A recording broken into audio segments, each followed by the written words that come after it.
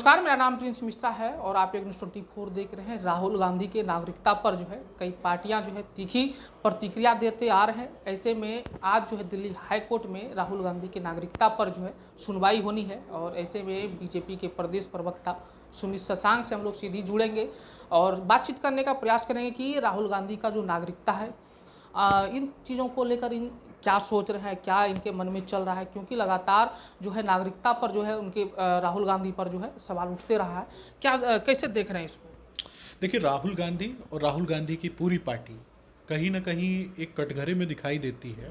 पूरा देश जानता है, पूरे देश को आज स्पष्ट रूप से पता चल गया है कि ब्रिटिश ईस्ट इंडिया कंपनी की गोद में फलीभूत होने वाला एक दल जिसका नाम है कांग्रेस, जिस पार्टी के मुखिया आज वर्तमान में राहुल गांधी, इसके पहले सोनिया गांधी, और ये गांधी नेहरू परिवार जो कि तथाकथित रूप से अपने नाम के आगे गांधी शब्द का प्रयोग करता है, ऐसे लोगों ने पूरे देश को ठगने का काम किया है, देश को लूटने का काम किया है। क्या उनकी जिम्मेदारी नहीं बनती थी क्या कि आज जब उनके ऊपर प्रश्न चिन्ह खड़े हो रहे हैं, उनकी नागरिकता पे प्रश्न चिन्ह खड़े हो रहे हैं, तो उनको बताना नहीं चाहिए था क्या? आज जातीय जनगणना की बात बार बार वो करते हैं ना, जातीय जनगणना की बात होती है, लेकिन राहुल गांधी की जाति की बात क्यों नहीं होती है? इस पर भी तो बात होनी चाहिए ना। आज मैं आपके चैनल के माध्यम से कुछ एक महत्वपूर्ण तथ्य हैं, उन तथ्यों पर बात करना चाहूँगा। सबसे पहला महत्वपूर्ण तथ्य है कि साल 2019 में पार्लियामेंट की इथिक्स कमेटी के समक्ष राहुल गांधी की नागरिकता के विषय में ज्ञापन सौंपा गया। उसके बाद सुप्रीम कोर्ट के समक्ष कंप्लेन हुआ, उसके बाद इलाहाबाद हाई कोर्ट के समक्ष कंप्लेन हुआ, उसके बाद दिल्ली हाई कोर्ट के समक्ष कंप्लेन हुआ, जो कि विभिन्न लोगों के द्वारा किए जा रहे हैं। मैं सिर्फ इतना पूछना चाहता हूँ कि ये जो विवादित जो तथ्य हैं, उन विवादित तथ्यों से पूरे देश को अवगत होना चाहिए। साल 1995 में राहुल गांधी ट्रिनिटी कॉलेज से, जो कि कैम्ब्रिज यूनिवर्सिटी के अंतर्गत आता है, जहाँ से वो एमफिल की डिग्री लेते हैं, साल 2002 में बॉम्बे में आकर के वो एक कंपनी का निर्माण करते हैं, कंपनी खोलते हैं, जिस कंपनी का नाम है बैकहॉप्स सर्विसेज लिमिटेड। और उसके बाद साल 2003 में वो पुनः यूके जाते हैं, यानी यूनाइटेड किंगडम जाते हैं, जहां बैकअप सर्विसेज लिमिटेड के नाम से वो एक दूसरी कंपनी खोलते हैं।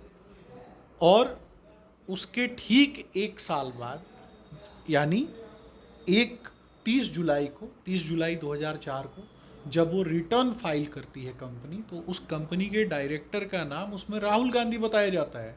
और दोनों ही कंपनियां, जो कि मुंबई में खोली जाती है और जो यूके में खोली जाती है, इन दोनों ही कंपनियों के 2 डायरेक्टर हैं, एक तो गुलरिक आर मैकनाइट और दूसरा राहुल गांधी, और दोनों की सिटीजनशिप ब्रिटिश, जो कि वहाँ लिखा गया है।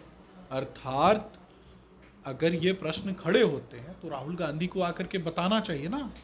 वो एक बड़े वर्ग का अगर प्रतिनिधित्व करता अपने आप को समझते हैं, एक पार्टी का प्रतिनिधित्व करता समझते हैं, तो क्या वो भारतीय संविधान से ऊपर हैं?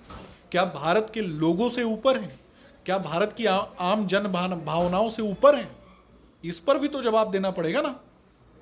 फूट डालो, राज करो, नफरत फैलाओ, इसी नीति का अनुसरण राहुल गांधी जैसे लोग करते हैं। ये कुटिलतापूर्वक पूरे देश को बरगलाने का काम करते हैं, देश की एकता अखंडता पे वार करते हैं। ये लगातार इस प्रकार का प्रयास करते हैं। मैं सिर्फ इतना कहूँगा कि दोनों ही स्थितियों में या तो इन्होंने ब्रिटिश गवर्नमेंट के साथ फ्रॉड किया है, या तो इन्होंने भारत सरकार के साथ फ्रॉड किया है। अब एक और महत्वपूर्ण विषय, जो कि किसी व्यक्ति की नागरिकता के संबंध में अगर बात की जाती है, तो किसी व्यक्ति की नागरिकता किस प्रकार से जा सकती है। अगर माननीय कोर्ट इसके ऊपर संज्ञान लेता है, तो हो सकता है कि उनकी नागरिकता भी चली जाए। और नागरिकता जाने के 3 प्रावधान होते हैं। अगर कोई व्यक्ति या तो स्वतः जो अपनी नागरिकता छोड़ना चाहता है, एक व्यक्ति जो स्वतः नागरिकता छोड़ता है तो वो अलग प्रक्रिया है। उसके अलावा टर्मिनेशन की प्रक्रिया, यानी दूसरे देश की नागरिकता होने पर भारतीय नागरिकता रद्द कर दी जाती है। और डेप्रीवेशन में अगर कोई बाहरी व्यक्ति फ्रॉड के माध्यम से नागरिकता हासिल कर ले, अथवा नागरिकता प्राप्त करने के बाद राष्ट्र विरोधी गतिविधियों में पाया जाए, युद्ध की स्थिति में किसी अन्य देश की सहायता कर रहा हो, तो इस प्रकार की चीज़ें जो हैं वो कहीं ना कहीं कुछ एक पॉइंट्स हैं क्या लग रहा है कि जिस तरीके से आज उनकी सुनवाई होनी है, राहुल गांधी लगातार कई बार जो है संसद भवन में जो है वो अपने जेएनयू को दिखा चुके हैं, बोलते हैं कि हम जो है भारतीय हिंदू ब्राह्मण हैं। क्या लग रहा है कि जब वो प्रमाण संसद भवन में दे सकते हैं तो क्या कोर्ट में नहीं दे सकते क्या? देखिए हिंदू तो नहीं है वो, जेएनयू फिर कैसे पहन? वही बता रहा हूँ ना, हिंदू तो नहीं है। अब वो पहनते हैं, जनेऊ पहनते हैं कि क्या पहनते हैं, ये तो वही बताएंगे ना। मैं प्रश्न नहीं खड़े करूँगा और मैं जनेऊ का सम्मान करता हूँ क्योंकि मैं एक सच्चा सनातनी हूँ और धर्मो रक्षित रक्षिता के भाव से चलता हूँ। लेकिन राहुल गांधी को बताना चाहिए कि राहुल गांधी जी के दादाजी जवाहरलाल नेहरू जी की पुस्तक में जो उन्होंने बताया कि उनके दादाजी का नाम गंगाधर नेहरू था और गंगाधर नेहरू जो कि दिल्ली के कोतवाल थे, तो दिल्ली पुलिस की आर्काइव्स में ये डाटा क्यों नहीं मौजूद है? ये डाटा भारत सरकार की आर्काइव्स में क्यों नहीं मौजूद है? और उस समय जिस समय का ये उल्लेख करते हैं अपनी किताब में, उसी समय की एक पुस्तक है द लास्ट मुगल। उस पुस्तक में किसी अन्य व्यक्ति के द्वारा किसी अन्य व्यक्ति का नाम बताया जाता है, उसके पहले कोई अन्य व्यक्ति का नाम बताया जाता है। दोनों ही लोहारू जाति से आते थे और दोनों ही कश्मीर भाग जाते हैं और मोतीलाल नेहरू जी की प्रारंभिक जो शिक्षा दीक्षा है वो भी मदरसे में हुई है। तो कहीं ना कहीं ये पूरा परिवार एक एजेंडा चला रहा है देश को तोड़ने का, सनातनियों को तोड़ने का। मैं बार बार आपके चैनल के माध्यम से बोलूँगा कि सभी सनातनियों को एकजुट होने की आवश्यकता है। सभी सनातनी अगर एकजुट नहीं हुए तो ये लोग बांग्लादेश की स्थिति पूरे देश में लाने वाले थे। पूर्व में भी इन लोगों ने प्रयोग किया था, पूर्व में भी शाहीन बाग हो या फिर किसान आंदोलन के नाम पर अपराधियों और गुंडों का आंदोलन हो, तो इस तरीके से इन लोगों ने। आप बड़ी बात कह रहे हैं, किसान आंदोलन को आप क्या कहते हैं? गुंडों की मतलब? मैं किसान आंदोलन को किसान आंदोलन कहता हूँ, अपराधियों के आंदोलन को अपराधियों का आंदोलन कहता हूँ। मैं कभी तुलना नहीं करता, ये नहीं समझिएगा कि मैं दोनों को एक साथ जोड़ के बोल रहा हूँ। किसानों का मान पूरे देश में अगर किसी ने रखा है तो आदरणीय प्रधानमंत्री नरेंद्र मोदी जी ने रखा है। खालिस्तानियों का कभी कोई मान नहीं है। चलिए आखिरी सवाल लेते हैं। देश में जिस तरीके से आरक्षण को लेकर अभी विवाद चल रहा है, क्या लग रहा है कि आरक्षण की प्रतिशत या उनमें जो वर्गीकरण अभी SC/ST में जो वर्गीकरण की बात कही गई है, उन चीज़ों को सरकार वापस लेगी?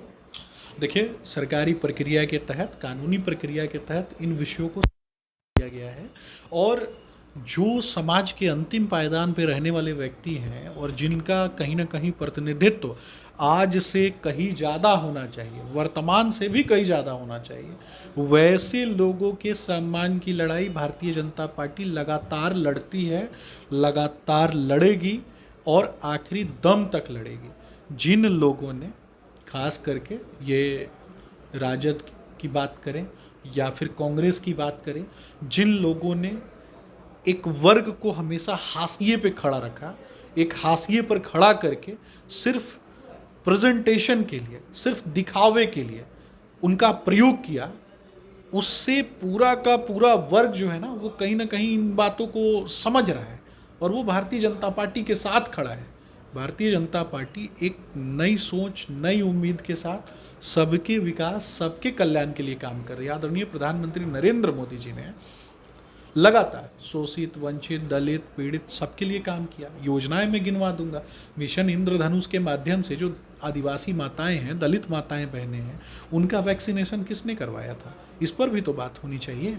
जिन माताओं बहनों को कुपोषण के में जिनका जीवन बीत रहा था, उनको कुपोषण की दर से बाहर निकालने का काम किसने किया था प्रजनन के दौरान, इस पर भी तो बात होनी चाहिए। स्वास्थ्य संबंधित जो सुविधाएं हैं वो किसने प्रदान करवाई, इस पर भी तो बात होनी चाहिए ना।